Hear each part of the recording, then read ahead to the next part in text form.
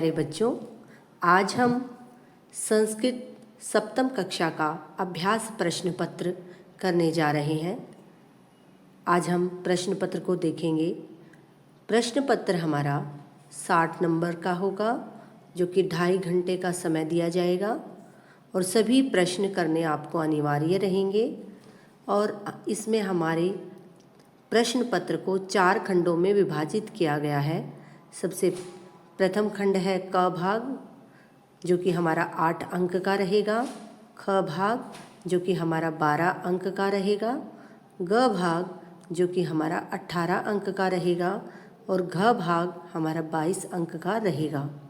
तो आगे चलते हुए हम खंड क भाग को देखते हैं, जो कि हमारा अपठित अवबोधन रहेगा। सबसे पहले 8 अंक का जो अपठित अवबोधन है वो हमारा गद्यांश के रूप में होगा। पूरे संपूर्ण गद्यांश को पढ़ने के बाद आपको इनके उत्तर देने होंगे, जो कि इस तरह से आपको दिखाई दे रहे हैं। आगे हम बढ़ते हैं प्रश्न संख्या 2 पर।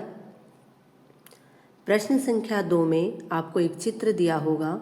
उस चित्र को देख करके मंजूषा की सहायता से आपको यह 4 वाक्य बनाने होंगे।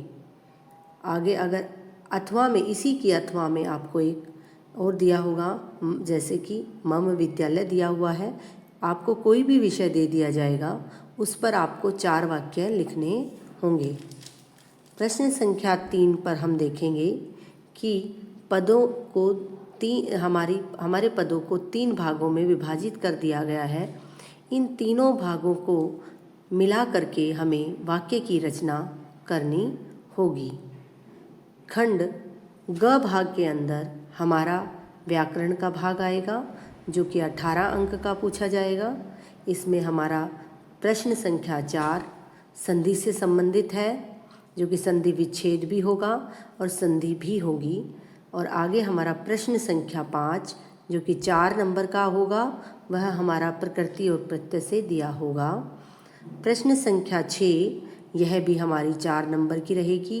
यह भी हमारे क्रियापदों के रिक्त स्थानों की पूर्ति के लिए दिया जाएगा। प्रश्न संख्या 7 हमारा मंजूषा की सहायता से चुनकर हमें अंकों को लिखना होगा, जो कि 4 नंबर का प्रश्न रहेगा। प्रश्न संख्या 8 पर आते हैं हम। प्रश्न संख्या 8 के अंदर हमारे उचित शब्द रूपों को चुन करके हमें लिखना होगा, जो कि हमारा 3 नंबर का रहेगा। प्रश्न संख्या 9 में, जो कि हमारा अपठित अवबोधन से लिया गया है, 22 अंक का अपठित अवबोधन आपको मिलेगा खंड घ के भाग में। इसमें हमारा गद्यांश जो दिया होगा वो हमारा पठित अवबोधन के अंतर्गत आता है। यानी जो पाठ हमने पढ़े हैं उन्हीं के अंदर से हमारा गद्यांश भाग दिया जाएगा।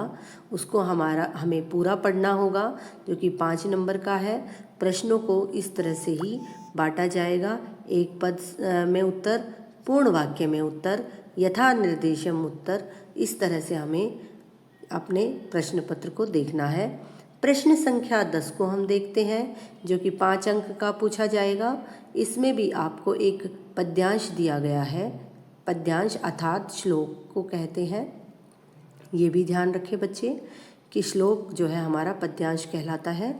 उसको हम पढ़ेंगे और उनके प्रश्नों को हम आगे देखेंगे, जो कि हमारे एक पद में और पूर्ण वाक्य में दिए हुए हैं। आगे हमारा इसी में व्याकरण का भाग यथा निर्देश दिया गया है। प्रश्न संख्या 11 में हमारा प्रश्न रहेगा 5 नंबर का, जिसमें हमें संवाद दिया होगा। संवाद का अर्थ होता है आपसी बातचीत। वह बातचीत आपको पूर्ण रूप से पढ़नी है। उसके बाद उससे संबंधित प्रश्न नीचे दिए गए हैं। इन प्रश्नों को आप देख लेंगे। एक पद में उत्तर, पूर्ण वाक्य में उत्तर देंगे।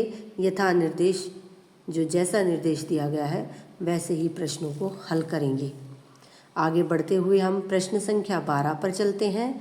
प्रश्न संख्या 12 में आपको एक श्लोक दिया जाएगा, जो कि यहाँ पर दिया गया है, जो कि आपकी पाठ्य पुस्तक से ही होगा। उस श्लोक का आप अन्वय की पूर्ति करेंगे और वह अन्वय की पूर्ति आप मंजूषा के द्वारा करेंगे।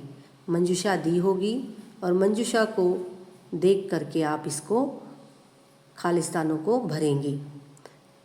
13वां प्रश्न आपका 2 नंबर का जो है 2 श्लोक करने हैं, जो कि हमारे 2-2 नंबर के रहेंगे। प्रश्न जो है 4 नंबर का रहेगा 13वां प्रश्न। इसमें आपको आपके स्वपत्रात अतिरिक्त, यानी आपके जो है आपकी जो पाठ्य पुस्तक है उसी के अंदर से आपको 2 श्लोक याद करने हैं और संस्कृत में उनको लिखना होगा। अर्थात 13वें प्रश्न में आपको श्लोक रचना करनी है, श्लोक लिखना होगा, जो कि एक श्लोक आपका 2 नंबर का रहेगा। इस तरह से आपका यह पूर्ण पेपर आपके सामने रहेगा। आप आशा करती हूँ कि सभी को अपना जो एग्ज़ाम के लिए तैयारी शुरू कर रखी होगी, तो आप सभी इसका लाभ उठाएं। धन्यवाद। नमो नमः।